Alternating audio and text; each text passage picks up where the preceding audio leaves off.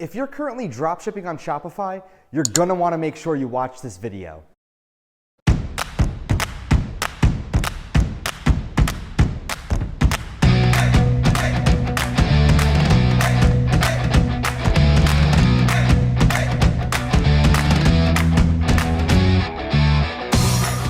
What is up, Dan fam? Welcome back to another amazing video. Now, really quickly, before I continue, if you enjoy this content, make sure you subscribe with notifications and you shoot a like on this video.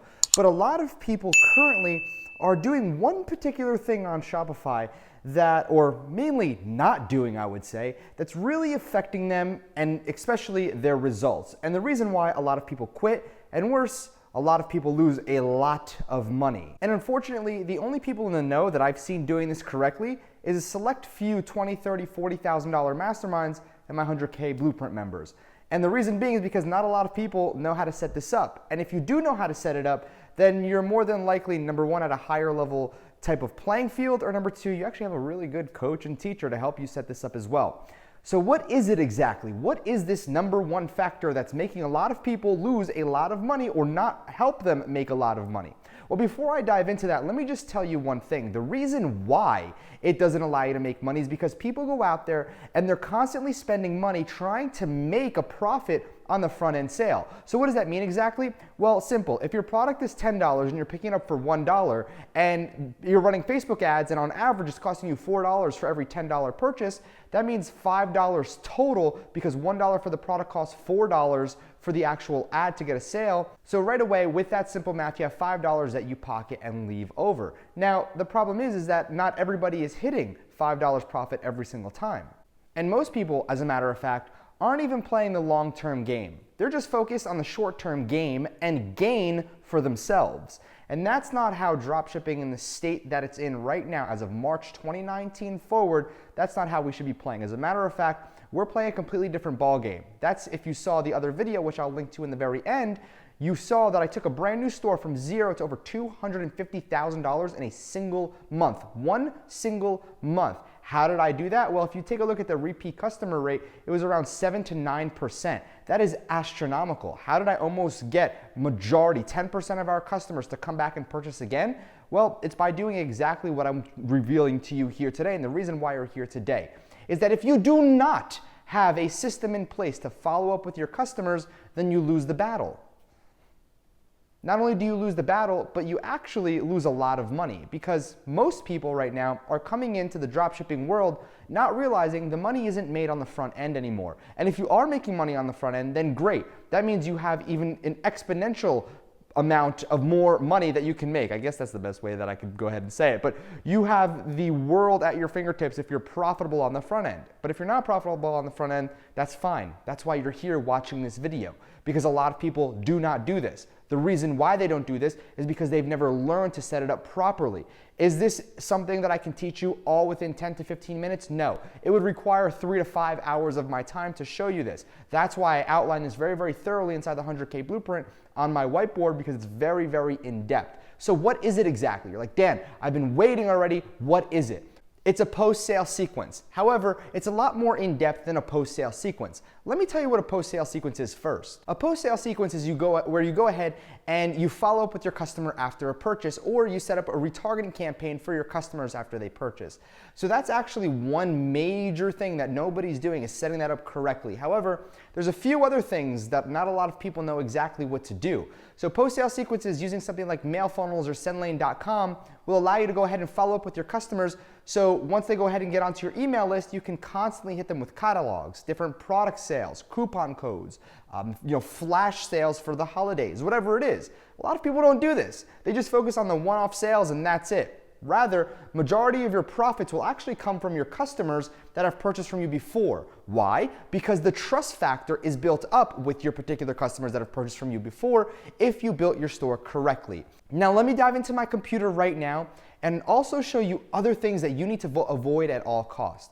So the very first thing that I'm going to tell you is you need to make sure you avoid not having a post-sale sequence from the start, because you're going to be playing the long-term game here, my friend. We're looking for passive income, not fly-by-night, a lot of money and it's gone by 3, 4, 5 months from now money.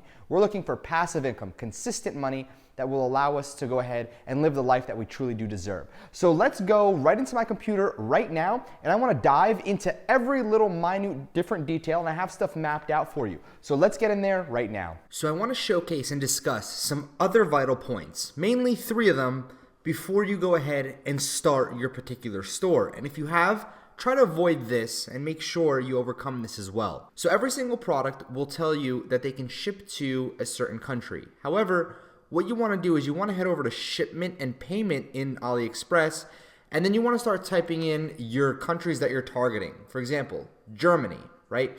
However, you're going to notice, let me just see, Costa Rica maybe. Okay, so some products, and I don't know if this one in particular, I'd have to find one, but you'll notice that you want to make sure you know the shipping times for each and every country that you're advertising to.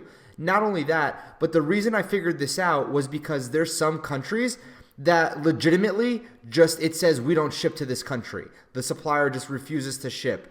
And I ran into this problem when I was selling the solar chargers. More than anything, let me show you what that looks like when the supplier doesn't ship out to the country that I need. So take a look right over here. This is the solar charger, but if I type in Germany, it says the supplier shipping company does not deliver to your selected country or region. And unfortunately, I had them as one of my suppliers, and other suppliers of this particular product didn't actually send to Germany. And a lot of my sales actually came from Germany.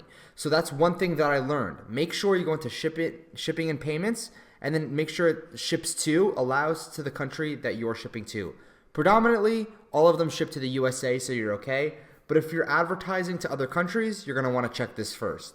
Let's move on to number 2. This is really interesting because I see a lot of people only advertise to the United States or English-speaking countries. So if you're a part of 100K Blueprint 3.0, or you're going to be a part of 100K Blueprint 3.0, I show you strategies that you can use in order to advertise to countries that you most likely have never advertised to before without speaking their language. So here's the thing. India, Pakistan, Philippines, Nigeria, the UK, obviously, with Netherlands, Denmark, Sweden, Norway, Finland, Philippines, okay? All of these are countries that, as you can see, with 15 million English speakers, about 90% of the entire population in the Netherlands speaks English. A lot of people only focus on the United States. Meanwhile, and India's not, India, Pakistan, Philippines, Nigeria, not the best to target. They just have big populations. However, Netherlands, Denmark, Sweden, Norway, Finland, they have money. They've got a lot of money. 70% of the population speaks English. 90% of Norwegians speak English as a secondary language. 8.2 million English speakers in Sweden, 90% of the population. 91% of Denmark has English as a prime or a secondary language, excuse me. So again, a lot of people are only focusing on English speaking, such as Canada, UK, New Zealand, Australia, not realizing there are markets that are so untapped that you can dive into. And again, like I said, my 100K Blueprint students and the future 100K 3.0 Blueprint students, you guys are going to learn to reap the rewards of following multi-country targeting and how to actually properly advertise to them. So let's talk about number 3. Take a look at this. I did niche plus .myshopify.com, and Google tells me there's around 13.6 million results of dog stores on Shopify, or different web links that point back to dog stores. Now, if I do site with semicolon and .myshopify.com, it shows me all the different stores that I can go out here and take a look at that are built on Shopify or are e-commerce stores. I can do the same thing if I type in golf.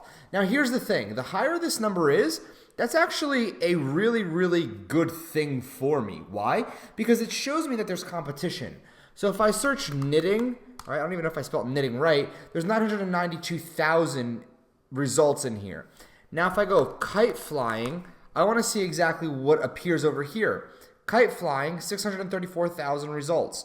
And I'd have to go through all these and see if they're actually, selling stuff. And these seem to be, images and kite.org. So again, this over here doesn't seem to be the best search. It seems like Google is just populating a bunch of results at this point, but we can see the page over here. How to fly kites and kite.org isn't really pertaining to us, but this is how I cross-reference and see how much competition there is.